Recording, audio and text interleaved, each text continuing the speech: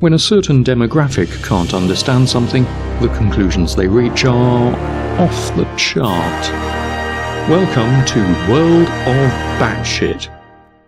California is sometimes subject to prolonged drought conditions, with one such period being from late 2011 to early 2017, when torrential rains then caused significant flooding. During the drought, millions of trees died. Dead trees, not to mention all the other dead plant matter, make great fuel, so it wasn't massively surprising when more dry, hot weather in the summer of 2017 saw a spate of wildfires. Natural events are bound to perplex conspiracy nuts, so it came as no surprise to find conspiratards claiming that forest fires are part of a conspiracy. Here's one. He's got a channel called either ODD Reality or ODD TV. He's a self-confessed flatard since 2015, having apparently spiralled into the rabbit hole of conspiracy lunacy since 2008. We'll be needing a suitable moniker to ease narration, and since it's been offered to us on a plate, let's go with Mr. Odd. In this video he seeks to show gullible lunatics that the ever-faceless and nameless they are arsonists. Of course! So the recent California fires are very strange and suspect, to say the least. We have specific areas being burned, like energy was being directed at certain things. In drone footage of the aftermath, we see houses completely obliterated and turned to ash while the surrounding landscapes and trees are totally fine. Are they though? Let's have another look at that. Those are burned, so are those. That's partly burned, so are those. Those are burned, so are those. Is anyone else noticing lots of fully and partly burned trees in this footage? Why, it's almost as if a wildfire has swept through the area or something. You'll notice here that stores and restaurants are wiped out while other things are still in perfect shape. Other buildings are fine, trees are untouched, but specific structures are just devastated. You gotta ask yourself, what's up with that? Nothing is up with that. To ascertain this, all we have to do is get our bearings. The footage used by Mr. Odd was taken at the junction of Hopper Avenue and Redwood Highway in Santa Rosa, California. The three burnt-out buildings shown are the McDonald's, Arby's and Applebee's. The fuel station wasn't destroyed, perhaps because people like to build them out of things that don't burn, for reasons that should be obvious. Let's look at that footage again. It covers a pan of near enough 180 degrees, and it turns out that there's a good reason for that. Showing the other 180 degrees might have shown that the Kmart, a Best Value Inn, and Mountain Mike's Pizzeria were destroyed, and might have shown the smoke rising from the first two because they were still smouldering. It's easy to show burned structures in the foreground of unburnt structures when you're at the edge of an area affected by fire and choose what direction to look in. That would be cherry picking, and Mr. Odd appears to be cherry picking the original material even more. Whilst the original video by Serbian Conspiracy does ask, where did the fire come from, it does provide the answer to anyone who cares to actually look, whilst pretending that the only possible explanation is a suspicious one. So just looking around, where might the wildfires have come from? Well, when we look around to the northeast, the answer becomes obvious. It'd be the dry scrubland in that direction, and when we get an even broader context, it's plain to see that there is plenty of open land in that direction for wildfires to travel across. As it happens, north and east are just the directions that the hot, dry Diablo winds come from in this region of California. It's also the direction in which the Tubbs fire started, 17 kilometers away on the 8th of October, which was spread by winds reaching up to 60 miles per hour. I'm sure it's all just a remarkable coincidence though. In a wider shot that Mr. Odd left out, we can clearly see that the land to the east is burned, showing the direction that the fire came from. Amusingly, the original video further shoots its suggestion that the source of the fire is a mystery in the foot, with a wider shot from further south, showing the burned out Kmart building in the foreground, the buildings of Hopper Avenue in the background, and the swathe of burned land to the east. It does so whilst asking, where fire come from?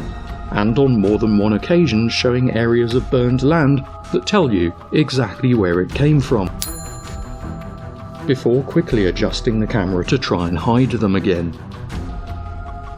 Even in Mr. Odd's cherry-picked selection, you can clearly see burned land in the background, and that the air of the whole region is filled with smoke, which wouldn't be the case if only a few selected buildings had mysteriously been burned by conspirators. The original footage also shows a lot of smoke over a wide area. Yet, even though these restaurants are at the western edge of an area affected by the Tubbs fire on the 8th and 9th, and even though said fire went on to destroy homes in the Coffee Park neighbourhood to the west, apparently the cause of the destruction of these restaurants is still a mystery. How did the fires get to these certain buildings but the surrounding areas, including the parking lot, look normal? If only fires created lots of sparks and lightweight burning debris that was thrown into the air by convection and blown downwind to settle on nearby combustible materials. If only the Tubbs fire were fanned by hot, dry winds from the northeast that are common at this time of year. Mr. Odd even knows that fire throws sparks into the air because his own intro animation shows this very effect, yet he supposedly can't figure out how fire can spread across roads. Is this the result of direct energy weapons? No. It seems conspirators have recently learned a new phrase, that phrase being directed energy weapons. And now they of course think that said weapons are responsible for anything they can't figure out. Ranged weapons that inflict damage on a target by emitting highly focused energy? The answer is most likely yes. It's not the most likely answer when you can clearly see in the original video where the fire came from, and not when you can clearly see that the dry grass between the structures in the distance has also been burned. What other explanations has Mr. Odd considered? How did he assess their likelihood? We'll never know, because a conspiracy is the only explanation he offers. But in reality, these direct energy weapons are admitted to be real and are documented. Ooh, they admitted to them, did they? Presumably under some kind of duress from inquiring conspirators. Note how this headline doesn't say, Northrop Grumman is building laser weapons capable of vaporizing entire neighborhoods to be deployed against civilians because NWO Reptilian Illuminati conspiracy. If you read the actual article on nationalinterest.org, you'll find that just as the headline and large picture clearly indicate, they're developing a laser weapon for fighter aircraft to defend against incoming missiles. Let's just read the last paragraph and see if it helps Mr. Odd's case though. However, while directed energy weapons hold a lot of promise for the future, the technology has failed to deliver time and again since at least the Reagan administration. It remains to be seen if directed energy weapons have progressed to the point where they might realistically be fielded within the next decade or so. Well, I suppose that might support his case if you think that they are so pissed off with their lack of success that they are using them to start wildfires in a state where they occur regularly with no assistance. What does Mr. Odd show us next? Oh my word, look at that. Lockheed Martin admitting to directed energy weapons on their own website. It's like they sell them or something. Here's Airbus admitting that aircraft exist. Here's Amazon admitting that they sell books. What's next?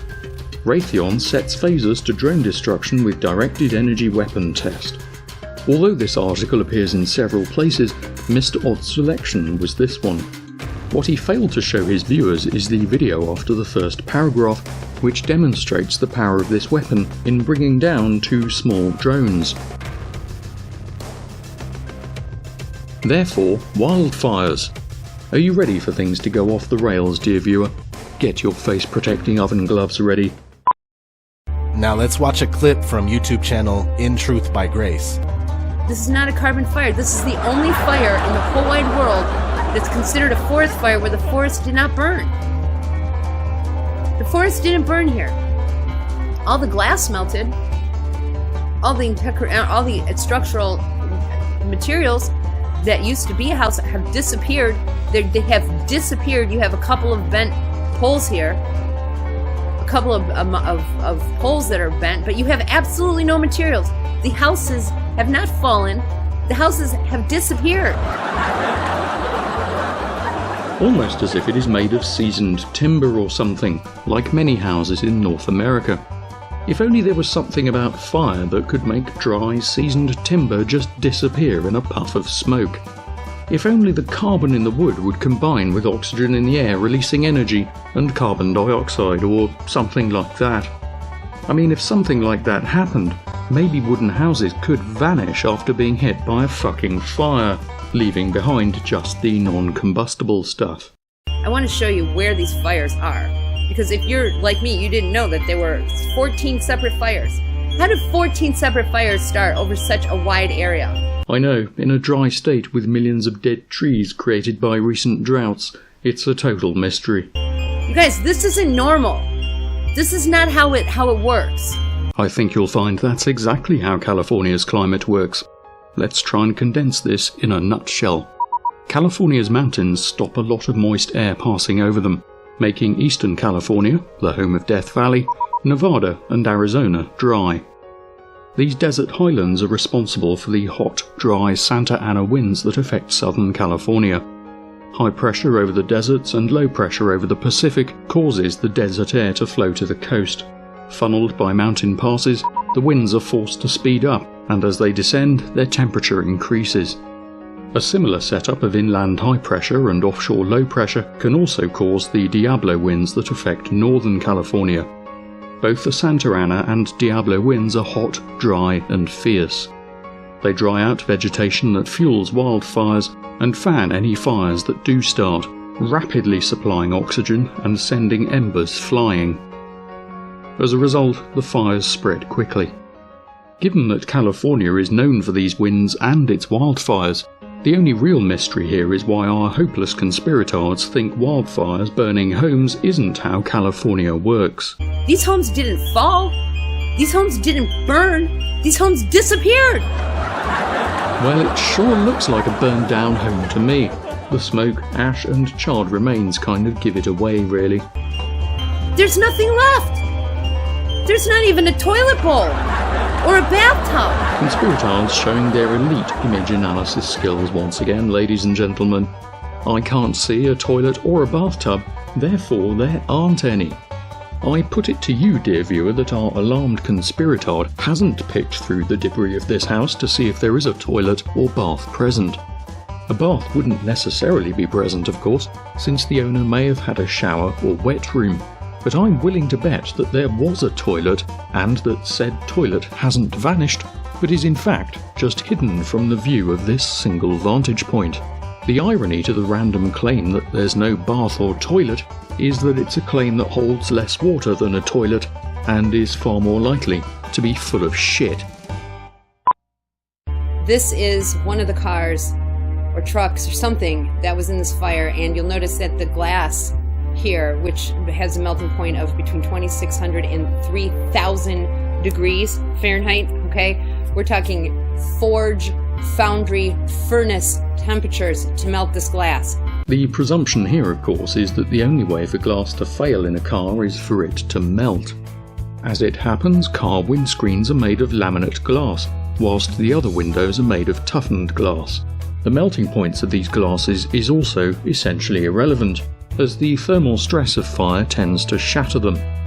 Even a conspiracy nut should be able to figure out that shattered glass won't sit in the frame waiting to reach its melting point.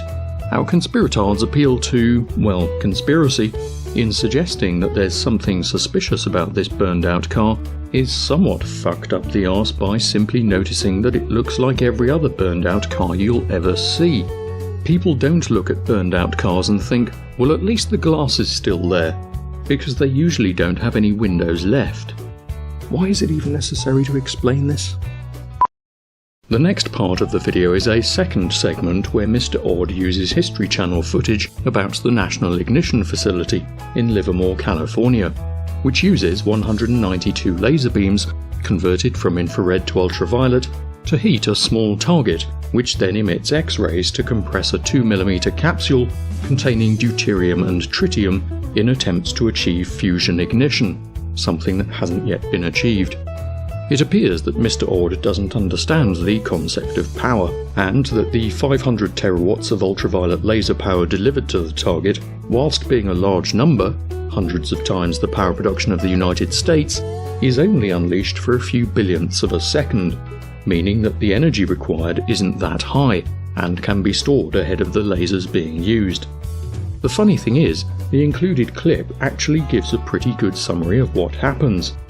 Its inclusion in the video is, like the rest of it, disjointed, so I can only assume that Mr. Ord heard the word ignition, found that NIF is in California, and figured that it had some connection to forest fires destroying restaurants 130 kilometers away in Hopper Avenue. He then immediately follows the explanation of how NIF works with this unmitigated shite nugget. The fact is, we are dealing with microwave weapon technology. Hold the damn phones.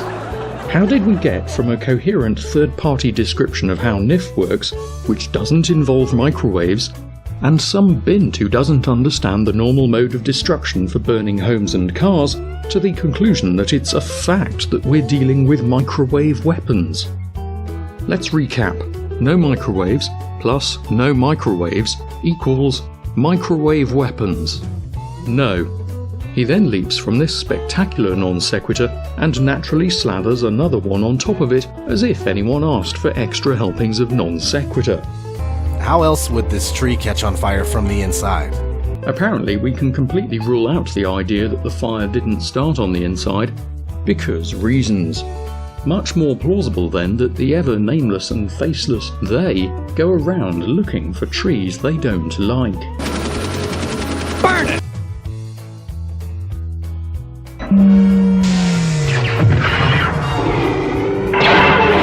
How else would this tree catch on fire from the inside? Gee, when you think about it like that, a conspiracy in which they go around microwaving random fucking trees does seem plausible. If you completely ignore common sense. Never mind, it's time for another random leap. Hurricane after hurricane, which are also able to be created and controlled by man. Of course! Unsurprisingly, no attempt to substantiate this claim is made, and had Mr. Ord considered the power requirements for such an enterprise, not to mention the physical impossibility of controlling a weather system over 1,000 kilometers across, he would have rapidly found this idea to be utterly risible. But he didn't. And right on cue, we have the Geostorm movie coming out. Just like that movie 2012 that came out in time for 2012 when the world didn't end. And just like all those physics-defying disaster movies that come out just in time for a total lack of any disasters. But finally, we come to the pinnacle of the chain of thought behind all of this nonsense. Just what might it all point to? Brace yourselves. Are all these things a distraction from the Vegas incident?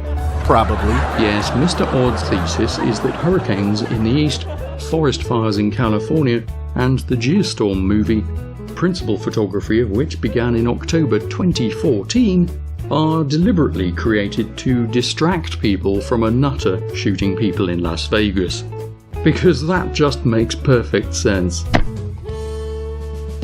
If you've been wondering if conspiracy nuts should be sent to the mines where they can actually do something useful for once, check out the ones who think wildfires and hurricanes are part of the conspiracy. It's a world of batshit. How did the fires get to these certain buildings but the surrounding areas, including the parking lot, look normal? These homes didn't fall. These homes didn't burn. These homes disappeared. The fact is, we are dealing with microwave weapon technology. How else would this tree catch on fire from the inside? Are all these things a distraction from the Vegas incident? Probably.